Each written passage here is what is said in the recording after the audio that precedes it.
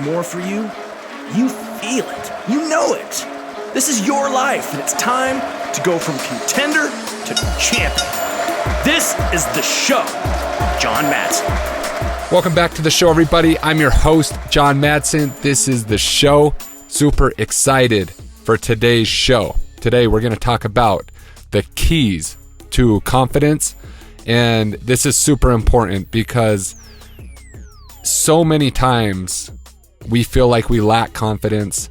We talk about wanting more confidence, but we don't really understand how to get it and what to do when it's shattered. Confidence is one of those things that can make or break us. I have witnessed this in my own personal life multiple times, in business, in personal relationships, in sports especially. I work with kids all over the United States, and I'm currently developing a program that is designed to help them achieve an unbreakable confidence. And the only way to do that is to put confidence in a framework that is easily understood and not some mystical word that on the surface, any athlete, junior high level or above, knows that confidence is important, but they don't understand how to achieve it. And the problem is, in the sports psychology world, these kids are being taught visualization and different techniques, which are very useful in certain situations, but they're not practical. All through my athletic career, I was taught things that if there was a way that they could have put a framework around it and had actual doable steps to achieve this elite level of confidence, it would have been way better. But what happens is you get bits and pieces that sound good in a textbook, but aren't practical in a person's real life. So we think that we can think our way out of a slump and into this confidence. And we're taught that if we close our eyes and we visualize success, that we're going to be more successful. But when we close our eyes as athletes, I'm speaking from experience, and we try to focus on what we want to happen and not what we don't want to happen, we have this internal conflict of not really believing ourselves. Like, how is this going to change my performance? And I like to put my experience in the sporting world and spin it in the business world, because it shows up a little bit differently, but it's all the same. When everything's going good, everything's going good. When everything's going bad, everything's going bad. It's no different than a slump, but there's ways that we can shift out of it. But if we don't know this, if we don't know the skills necessary and the steps necessary to get ourselves to shift out of that unconfident state, then we're left just guessing. Everything's left up to chance. And in my career, I've told this story before, but when it came to the NFL, talent was not an issue for me. I got up to the highest of levels in sport. And I know for a fact that my talent had nothing to do with me not playing 10 or 15 years. I played 3 years. At the end of my third year, I had a confidence that was shattered. Right before I got cut, I knew I was going to get cut. I should have been cut. Because I had this shattered confidence and I could not shift myself out of it fast enough to save my seat at the pinnacle of sport, the NFL.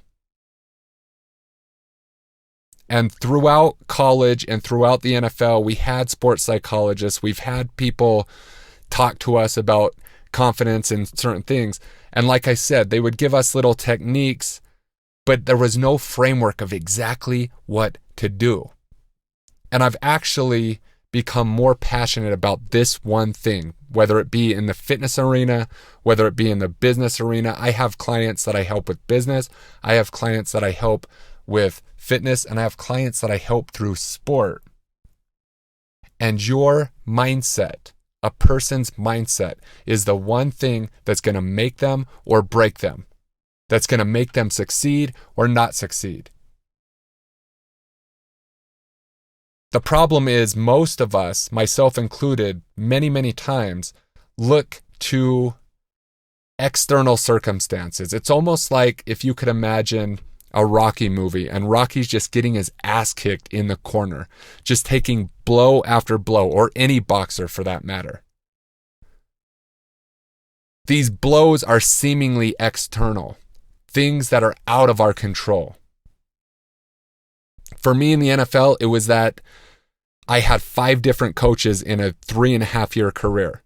Every single year that I played, a brand new coach was brought in at the end of the year, and a whole new slew of players trying to beat me out of my own position. I had to battle. So my story around it is that it was a tumultuous time when I played for the Oakland Raiders and Cleveland Browns, and there was a whole bunch of different coaches. All of these things seemingly out of my control led to my demise in the NFL. In business, a whole multitude of things have happened. I've had advertising costs skyrocket. I've had tons of different shit that seem to be external, but when you really boil it down, everything is internal. So the blows, as you're thinking about this boxer just taking body shots, taking blows to the head, hanging on for dear life in the corner of the ring, I felt this in my sports career, and I felt this in my business career.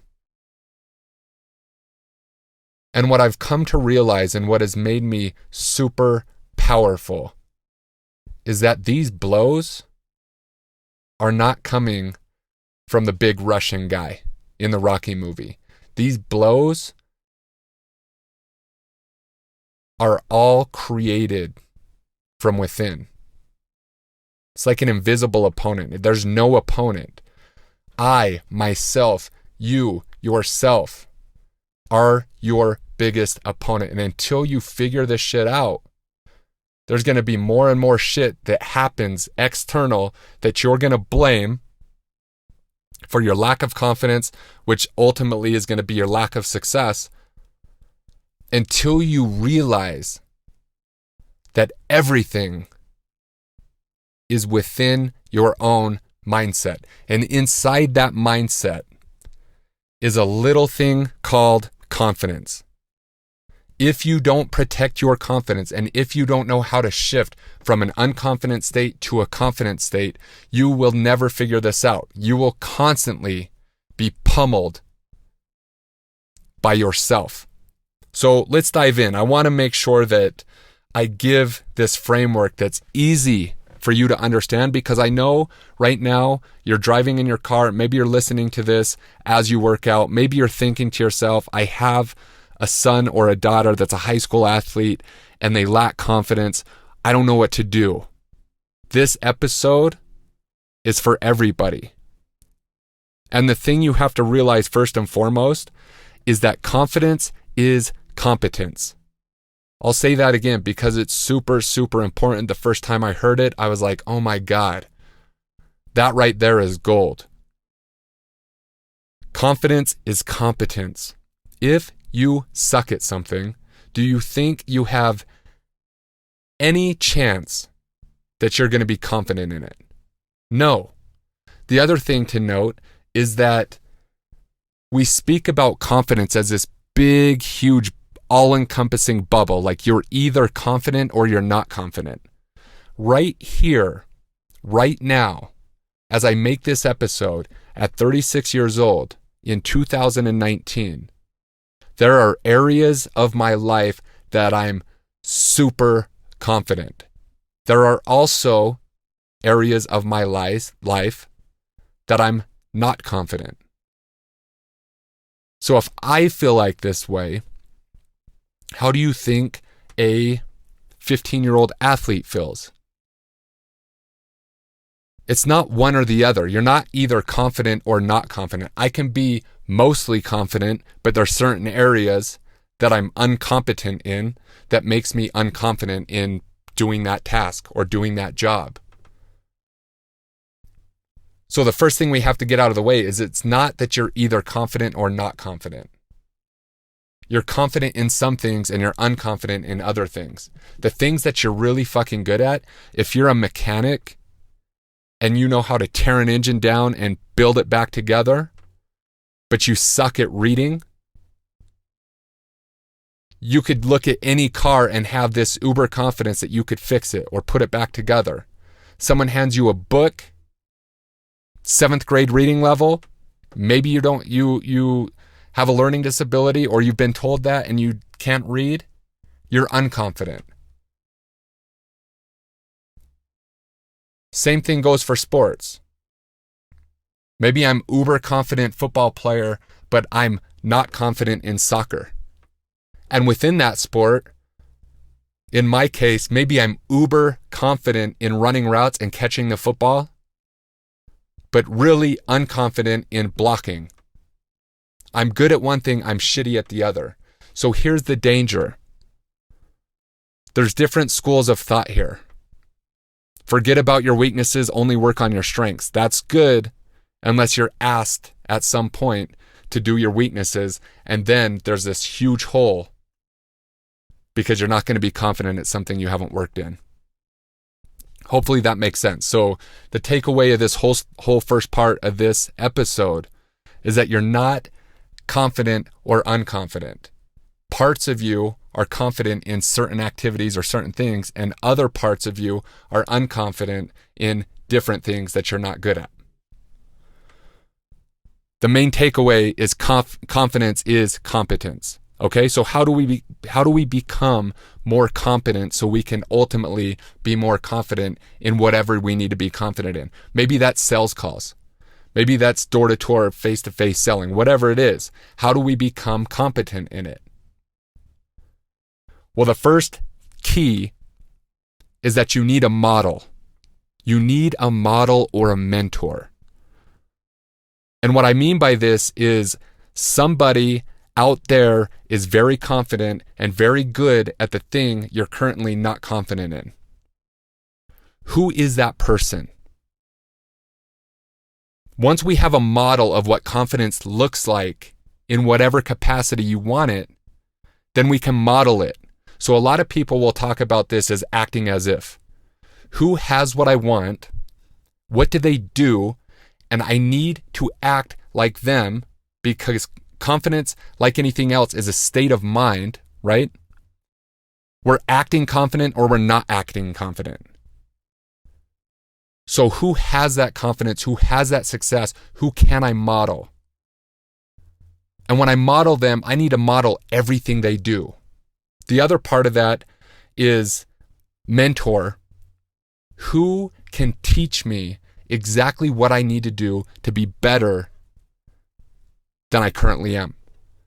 I've had this with so many different coaches. First one that comes to mind is Coach Urban Meyer and a wide receiver coach by the name of Billy Gonzalez.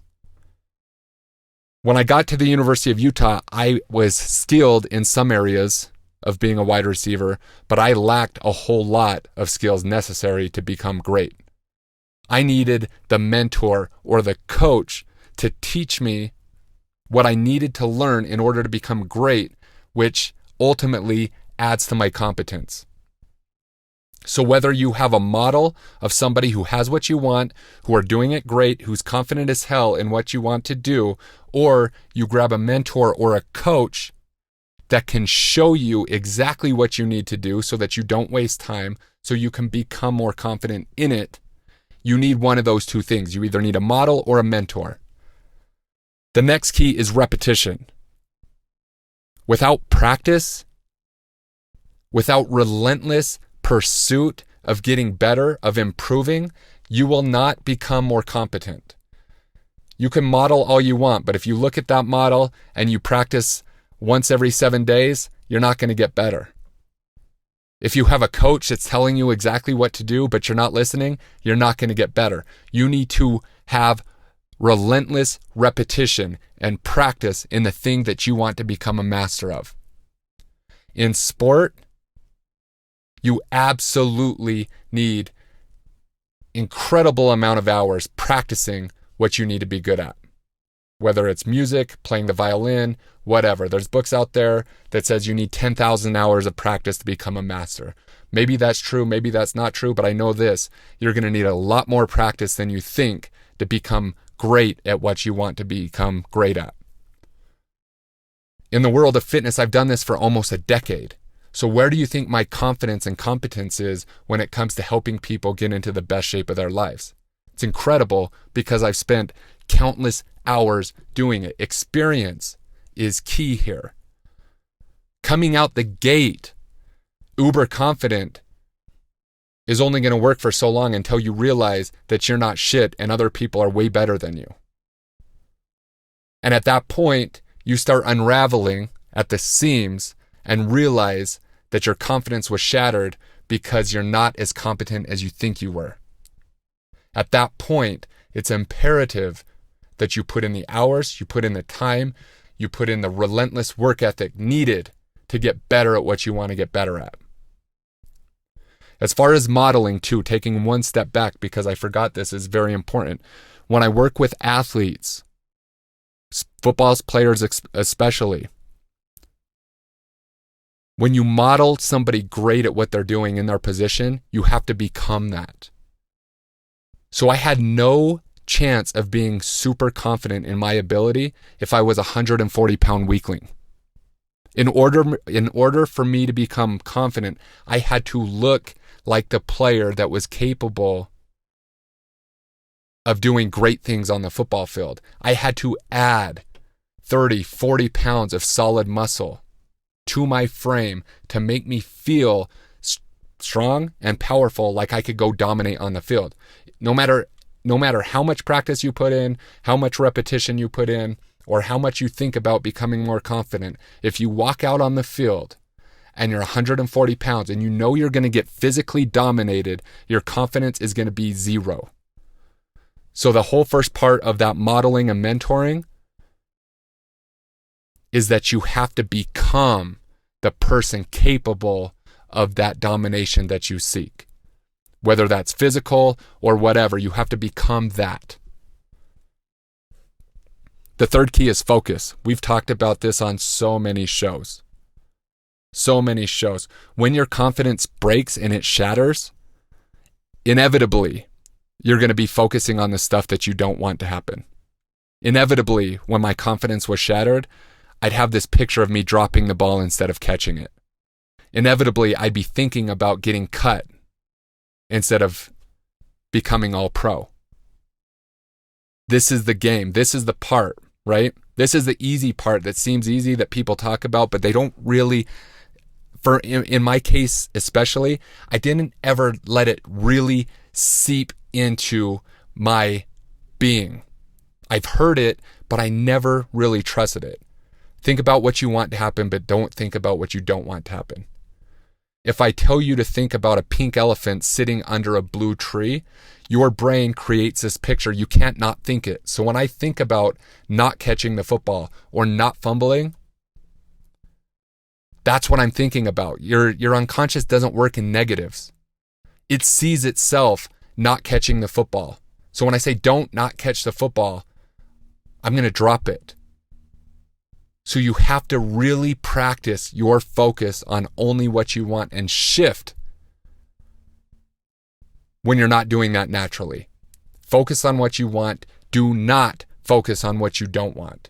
If you're a coach and you're trying to win a championship with teams, this is key. The language you use is so important. You cannot have a team of players focusing on what they don't want to happen. You have to have every single person only focusing on what they want to happen. That's a whole other episode, something we've talked tons about. Super, super important. And then the last part is trusting yourself. Okay, the fourth key. So if I just go back and I know I'm talking about a lot of stuff right now, But if we're talking about building that competence so that you can become more confident, the first part is modeling or finding a mentor. Have to. The second part is relentless repetition. The third part is focus on what you want. And then this last part is trust. Once you do that, once you put the hours in,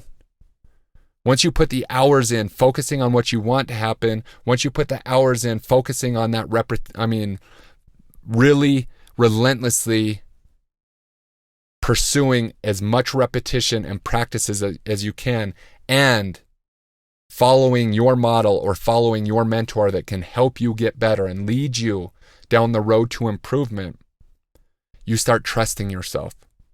Because ultimately, this is exactly what confidence is.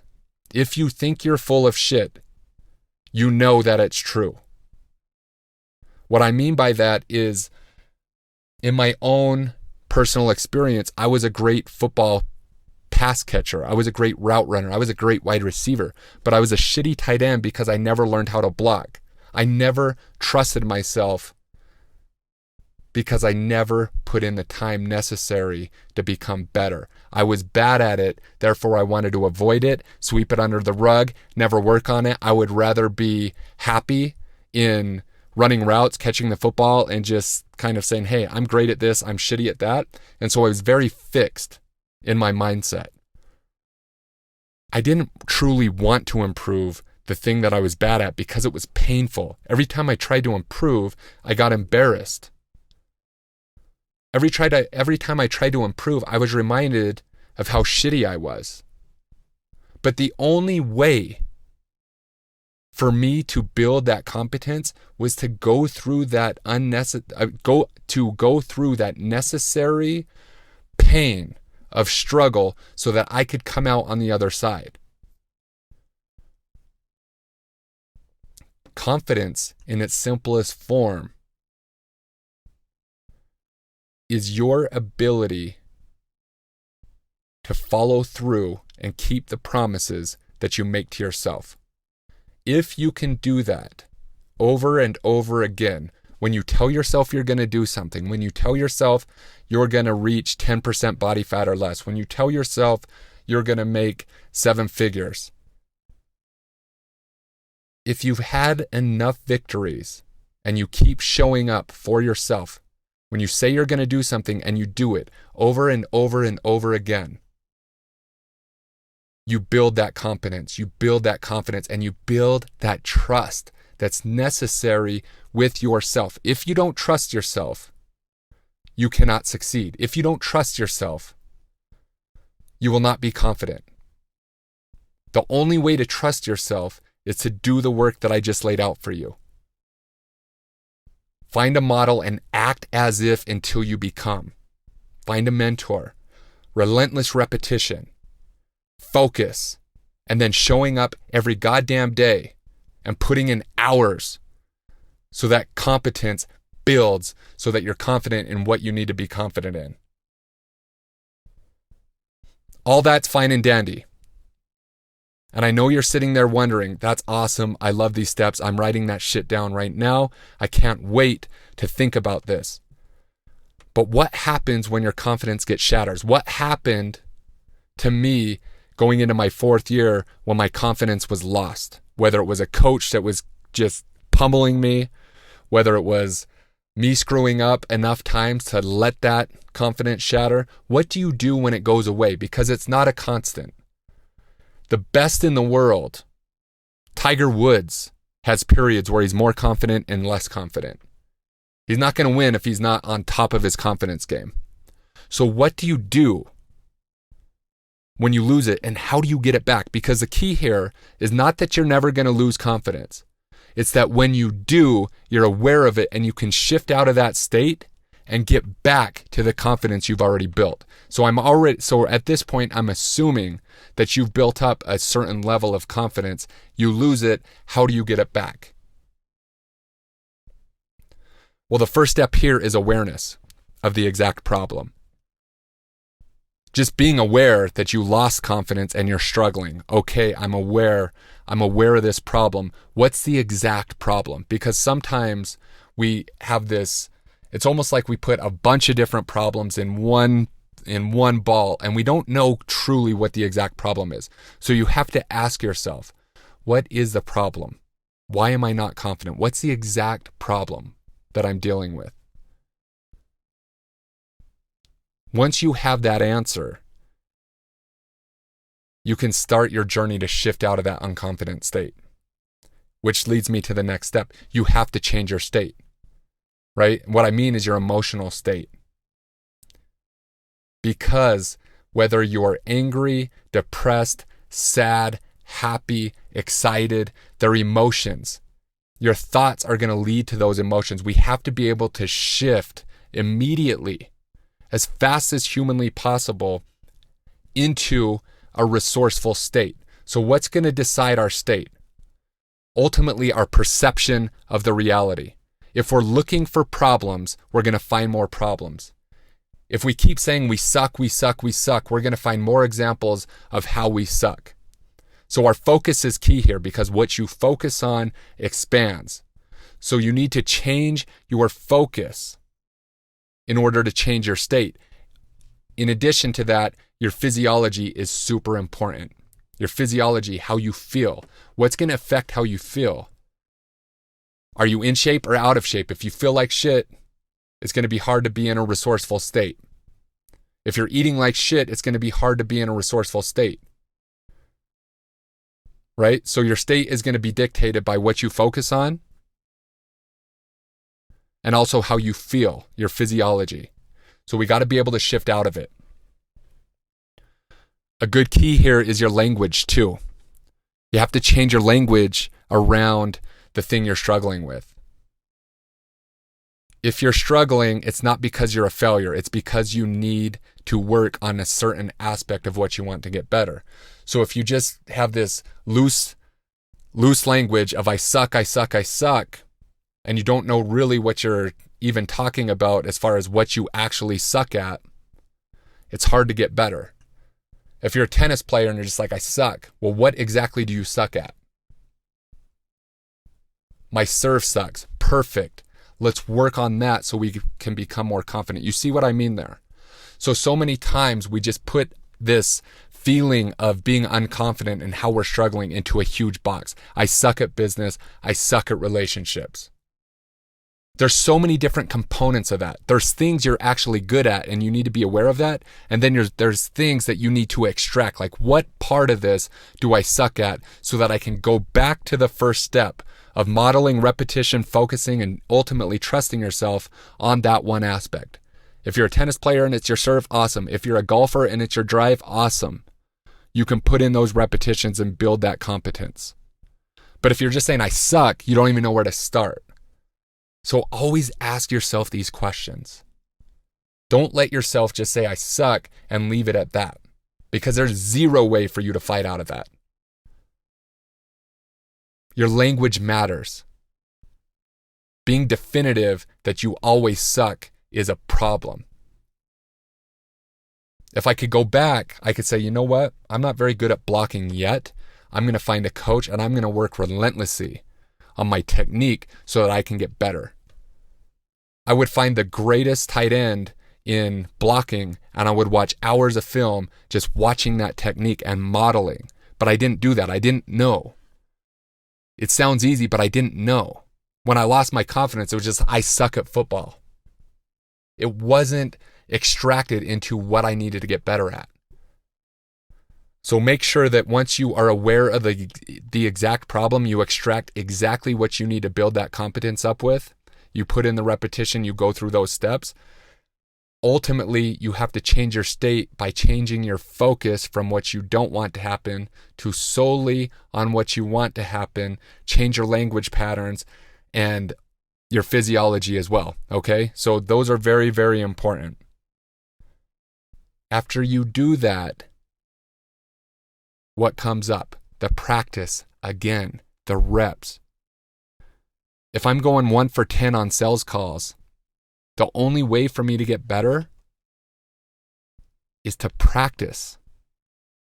And not just mindfully practice and putting half-assed reps, but literal practice.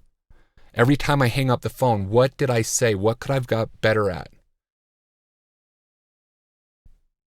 Deliberate practice, because this is the key. You've all seen athletes go to practice.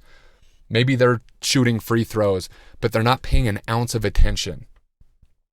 They're literally just practicing to pass time. You're not ever going to get better unless your practice is deliberate. And you rinse and repeat. So again, because I want you to understand this fully, if you've built up a certain level of confidence in something by having a model or mentor, putting in relentless repetition, focusing on what you want to happen, and then trusting yourself ultimately, and at some point that confidence shatters or diminishes, what you have to do is have awareness of the exact problem.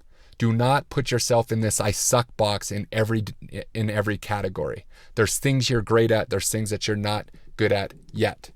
So what you're going to do is change your state by changing your focus and changing your language and changing your physiology to become in a resourceful state. Because you can't change your outcome if you're in a shitty state. You can keep treating the symptom, but you're never going to treat the root problem if you don't remove yourself from the unresourceful state. Okay, that's key. And then you practice and practice and practice and practice and improve until one thing happens. You start fucking trusting yourself.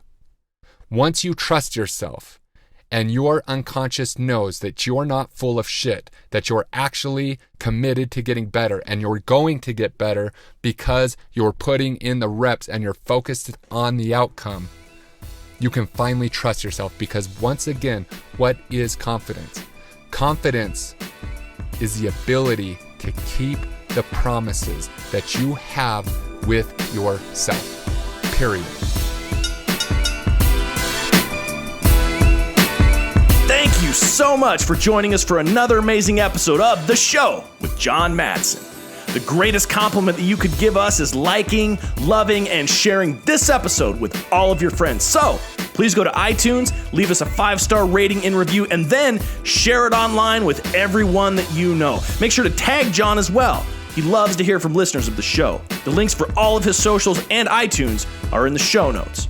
Also, if you'd like to engage John for anything related to his coaching, consulting, or programs, please visit johnmadsen.com for everything you'd need to know on how to engage with John offline. And lastly, thank you for your time, your attention, and your consideration. This is The Show.